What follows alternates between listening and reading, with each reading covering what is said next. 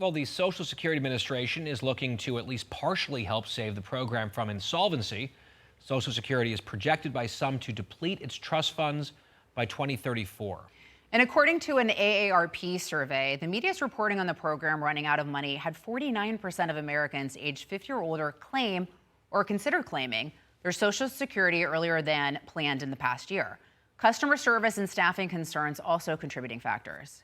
All right, so joining us now here on set is Social Security Administration Commissioner Frank Bisignano. Frank, it's good to see you. Thanks for having me. All right, so let's just start with big picture. There are changes coming to the agency. Some Americans don't know what that means for them. What's your message? Well, the message is we have 72 million beneficiaries. We pay out 72 million Americans every month, but we have 300 million, more than 300 million Americans with Social Security numbers. And we've moved to be a digital-first agency. And that will mean for everyone the ability to access their information online in the way they're used to transacting. I think what we're delivering right now is the best service that's ever been delivered to the agency. We see it in call wait times. We see it in wait times in field offices. And we delivered the Fairness Act payment 5 months earlier than planned. So when we look at what AARP says, they have 30 million members. We are the largest input to America's financial retirement planning. So everybody's going to rely on this digital agency for their financial planning. And through your life cycle, that Social Security number is your largest identifier. And we're here to protect that too.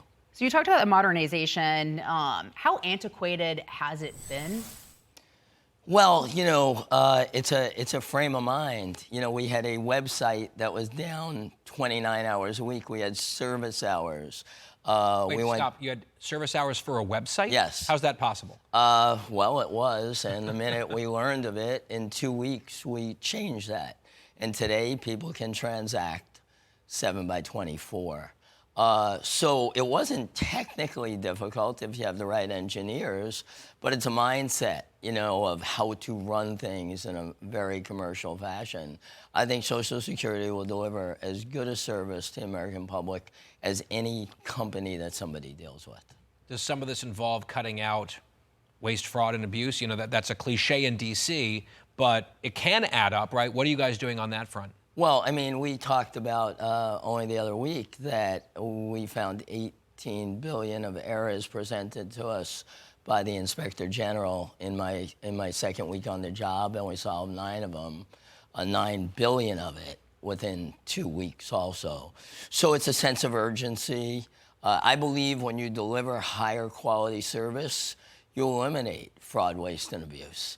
When you analyze everything you do, you get the opportunity to provide better service, and that will get a better outcome. I think our accuracy rate can be a lot higher. And, you know, the issue of insolvency, which really means that right now, the actuarial tables would say in 34, we're only going to have 83% of the money we have, is really an issue for Congress. But I view it as we get this to be a great operating machine, we'll really understand what the economic issues are. So President Trump back in April flagged he wanted to end the taxpayer subsidization of the welfare system of open borders, and he specifically looking also at Social Security with illegal aliens. Can you give us an update on that and sort of what sort of fraud have you flagged with illegal aliens and Social Security? Yeah, you know, I like to say all the time that the fraud can happen anywhere in the system. That Social Security number carries through, and it could be so many elements it's used on. So having that Social Security number flagged appropriately is the key to everything. And we've worked closely in an interagency fashion.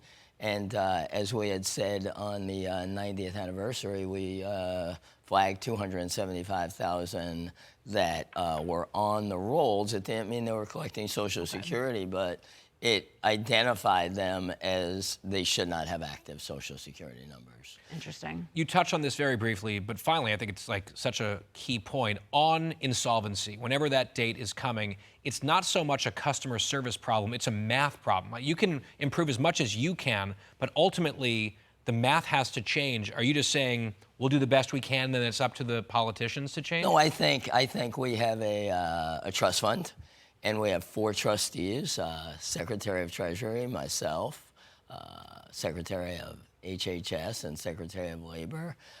We will be part of the solution, but Congress will be part of it. Now, it's been very clear from the start, right? No matter what people want to say, is the president will protect and preserve Social Security forever, right? And there's a lot of people who want to make it a customer service thing or the system's going to break. This system has never performed better, and we will give the American public what they expect for the next 90 years. All right. Well, thank you, Commissioner Frank Bisignano. We appreciate you.